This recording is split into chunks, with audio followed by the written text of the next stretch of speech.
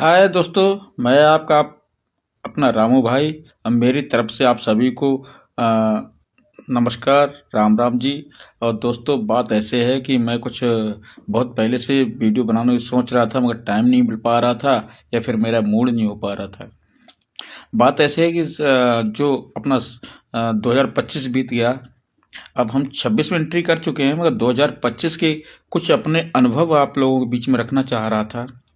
तो जैसा मैंने पहले बताया था कि मैंने जो है अपने लिए 2025 में कुछ चैलेंज किए थे, एक्सेप्ट भी किए, बट पूरे कंफर्म नहीं हो पाए, पूरे कंप्लीट नहीं हो पाए। वही चैलेंज मैं 2026 में खुद को फिर रिपीट करूंगा और उनको पूरा करने की कोशिश करूंगा।